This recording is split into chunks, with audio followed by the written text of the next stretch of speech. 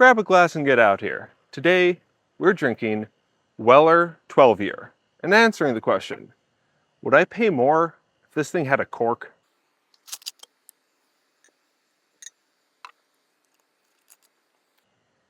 So this is a bottle that I did overpay for a bit. I tatered out a little bit. Um, it wasn't secondary pricing, nothing too crazy, but I definitely paid more than MSRP. Um, I had stopped at a local store. I was on my way to a bottle share actually, and stopped at a store. They had decent selection. I've been there a couple times now. Their shelf selection is pretty good. They've got a few bottles that you don't always see. You know, think the Penelope cigar batch, or they had the Old Fitz 7 year Angel's Envy bottled in bond that I did a review of a few weeks ago. They've had that. So some decent bottles, and those all at MSRP. But then they also have a shelf up behind the counter with all the big hitters. They've got at least a Blanton's. They might even have a Blanton's Gold, the Eagle Rare 10, E.H. Taylor, all these bottles, special Weller Special Reserve, and they're all way overpriced. Even over secondary pricing on most of these. I think their Blanton's was, what was it, like $200, and secondary for that right now is barely over $100. There's just no hype left around Blanton's, I would say. Maybe a little bit for people who are brand new into whiskey, but there's very little left. The Eagle Rare 10, I think they had that at 80. Same with the Weller Special Reserve, and secondary on both of those is maybe $50. So everything they had there, in terms of Buffalo Trace products especially, severely overpriced. Their other shelf offerings, halfway decent. So I took a look. I saw they had these Wellers, and I asked, because they were down on the counter, not up on the shelf. I asked what the price was, and they said $100. Especially at that point, this was last summer. That was under secondary pricing. Secondary pricing was around $150, still up above $100 today.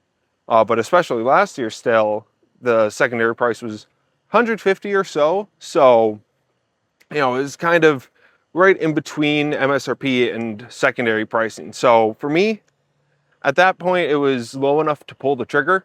I really wanted a special bottle that would be approachable to new whiskey drinkers. Having something nice like this at a low proof, as opposed, so much of my collection is high proof whiskey. So I really wanted to have a good low proof option. It was only the second Weller product that I've owned, or the second in the line. I've previously had Weller Special Reserve. This was the first time I managed to get one of the other bottles from the Rainbow. I have since been able to pick up a Weller Antique 107, thanks to my good friend Devin from the Barrel Proof Project. Check out his channel. And I'm working on sourcing a full proof. We'll see how that goes. But getting into the details of this bottle, it is a Kentucky straight bourbon whiskey. It is a wheated bourbon. It is from Buffalo Trace. It's their wheated mash bill. We don't know the specifics. They keep all that stuff under wraps, unfortunately. It is age stated 12 years, which is very nice. The proof is 90, which is unfortunately low, but it is what it is. 90 proof, 45%. There's no finishing on this. The price, the lowest price you'll see on this, if you get lucky at a Costco, maybe in California or something crazy like that, it can get as low as $40, and I've seen it as high as $200 or more. Even recently, post bourbon boom, as the bubble's popping. In terms of what a fair price is, MSRP is $50. Really, I would say, especially in today's market, try to stay at or under $100 if you're buying your first bottle. If you're going to get a second bottle, up to you. I'm not gonna pay up for a second bottle. It's fine, but I'd much rather, instead of paying up for this bottle, I'd much rather pay up for one of the other bottles in the Weller line. This is not going to be my priority. And I guess I'm spoiling a little bit of the review for you here. But it is what it is. So, yeah, MSRP being $50 is amazing. I mean, it was even lower. I think even last year, MSRP was $40, which is incredible. But, now, like everything else in the Buffalo Trace lineup, pretty much MSRP is getting bumped up a little bit, but still pretty fair. Getting into the juice,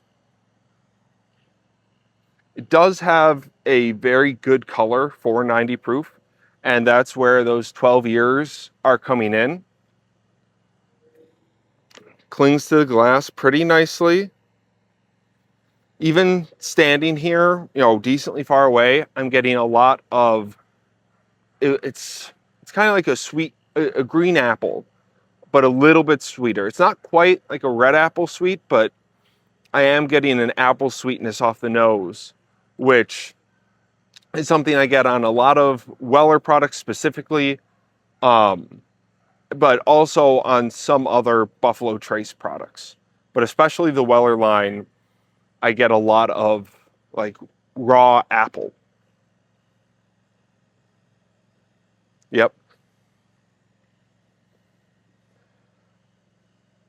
Coming up closer to the glass, it turns more into like a toffee apple. As opposed to a caramel apple, it's more of a toffee apple. Which that's a semantic difference practically, but the oak spice does come through, which is really nice.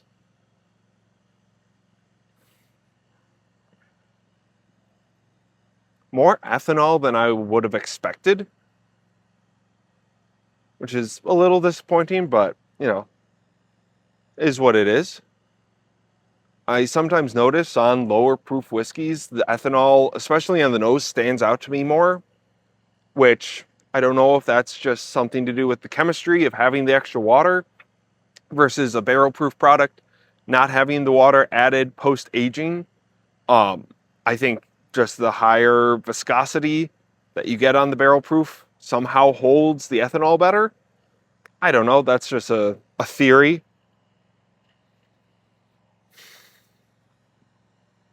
But yeah, very classic. There's the underlying classic bourbon notes, but then you crank up kind of a really nice oak spice and turn down the caramels and baking spices and bring up more of like an apple sweetness. Probably from the wheated profile. But the softness that you often associate with a wheated profile, I think that's coming with the apple versus, it's balanced by the 12 years of oak. So that's a pretty good balance there. All right, enough nosing.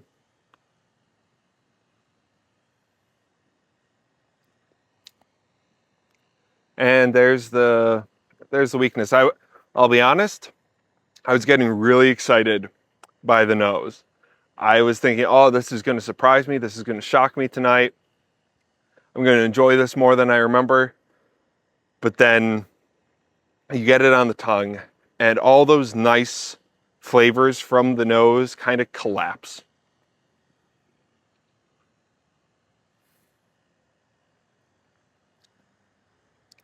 The apple sweetness is significantly muted.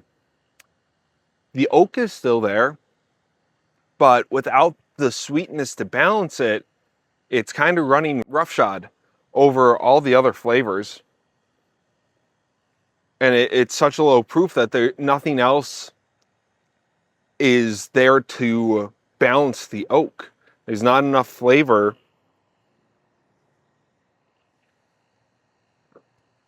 on the palate to counteract how much time this is spent in the barrel. It's not necessarily like it's not a tannic oak. It's not drying, but it is almost aggressively oak spice without being drying. Kind of hard to describe that. I mean, it is kind of like chewing on a stick of wood, chewing on, you walk through apple orchard and you're smelling all these beautiful apples, and you grab a branch off and start gnawing on it, thinking that you're going to get those same flavors, but you just get woodiness and a touch of apple. And that's basically what's happening here.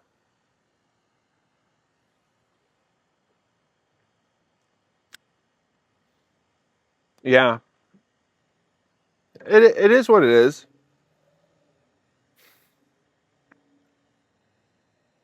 I still really like the nose. Nose is definitely the best part of it, but in terms of the actual drinking experience, kind of misses the mark for me, unfortunately. But who would this product be for? For one, if you want something that is high age and low proof, this is going to be an option for you, because there aren't a lot of those options. One of the other ones that comes to mind is like the Elijah Craig 18, which suffers from some of the same issues as also being low proof. And the other one that comes to mind is Michter's. Now, Michter's, the age-stated products, those are very expensive, but those are much better, I would say. If you're willing to spend in the like $200 range, I would go for the Michter's products versus the Elijah Craig 18. Even better, go to the Elijah Craig 15, because that's fantastic. Check out the review we did on Neat Takes. I'll link that in the description below. But yeah, so if you're looking for something that comes with a lot of oak, if you like oak, don't like proof, and you like weeded, this is great. I mean, I'll be honest, the name and the age statement do carry a lot of weight. That there's a reason that even though it's lacking on, I would argue, flavor and proof, it still hangs out there alongside Weller Antique 107 and Weller Full Proof in terms of secondary pricing and desirability. Those are all trending between $90 and $120, $130 right now, depending. A little higher if it's a store pick. But, the Weller 12, to me, of those three, would be the least desirable. The other thing that this is great for, however, is as a component for a poor man's Pappy blend. Weller 12 and Weller 107 that's the classic poor man's Pappy recipe. I think it's 1 part Weller 12, 2 parts 107. Let me know if you'd be interested in seeing me try some of those blends. Poor man's Pappy or any other blends that you've tried, or if you're interested in that kind of stuff in general, I think that could be a lot of fun. So that's really the biggest reason in my mind, after having tried it, and now that secondary prices are dropping, to me, the only reason I would buy more of this is to use it as a blend component to add some oak flavor to whiskeys that don't have enough age. So that's my take on it. Some alternatives. Now, there's not going to be a ton of great alternatives in a similar price point, especially around MSRP. I would say, if you want that like apple sweetness and that weeded profile, Weller's Special Reserve, while not being fantastic, if you can find it around MSRP, which nowadays it's getting easier to do, under 40 bucks especially, it's going to have the same sweet notes. It's just lacking some of the age. And honestly, I would much rather pay 35, 40 bucks for a Weller Special Reserve than 100 bucks for Weller 12. Now, if they were sitting right next to each other and, Weller Special Reserve for 40 bucks, Weller 12 for, let's say, 60, that's going to be a tough decision if I can only buy one. I might grab both, but if I can only buy one, that's going to be a real toss-up. I'd probably grab Weller 12 and use it as a gift, to be honest. The other option you would have, something that I would consider an upgrade, would be the Rebel 10-year. So that's another wheated product. It's 10 years old, so pretty close. It's got a decent age statement on it. Only 2 years younger than this. You're in double digits. And it's 100 proof, so a little more proof. It is, however, MSRP about $100. Now, most of the time that's about the same or less than what you'll see this sold for. So if you look at market price, pretty comparable. MSRP, not exactly, but that would be an option to consider. It comes in a box, so it's got a nice presentation. There's some perks like that to the Rebel 10-year. And those extra 10 proof points make more of a difference than you would think. And then finally, another variation, if you're looking for a wheated profile around $50 with an age statement that looks really good, the closest thing that I would recommend really would be the Old Fit 7-year. Now, that is, a few years younger, not as young as Special Reserve, not as old as the Rebel 10, but it's going to hit closer to that sweet spot where the oak isn't over-imposing itself on the rest of the flavor profile. Plus, you might get the bag with it. It's a quasi-decanter bottle. It looks really good. It's much more available. Would make a great gift. It's the closest thing I would say in terms of a equal presentation. It might even be a better presentation than the Weller. Now, going back to answer my question from the opening, would I pay more for Cork? No, I don't care about the Cork. The twist top actually is scientifically better. It seals better than a cork, but the cork does look nice. Okay, maybe $5 more to get the cork, if they were sitting side by side. That's about it though. It is nice that they'll all match and you won't have Weller Special Reserve and Weller 12 sitting there with the twist offs, but I don't know if it's that big a deal, really. So that's my take on Weller 12. Let me know what you think of the Weller lineup, how you would rank them. For me, it's going to be Weller 107 and Weller Full Proof pretty much at a deadlock. And then Weller 12 below that, Weller Special Reserve just a touch below that. The other ones I haven't been in a position to purchase. I have tried the single barrel and unfortunately wasn't impressed. I've not tried any of the other more rare bottles, the CYPB or the WLW or anything like that. That's all much more expensive and out of my price range and much harder to find too. So ignoring those, but focusing on the main four that you can actually find, even with some difficulty, the Special Reserve 12-year, Weller Antique 107, and the Full Proof, I would say probably Full Proof 107, 12, Special Reserve. Let me know if you think differently. But with that, thank you so much for watching. Cheers, and go touch grass.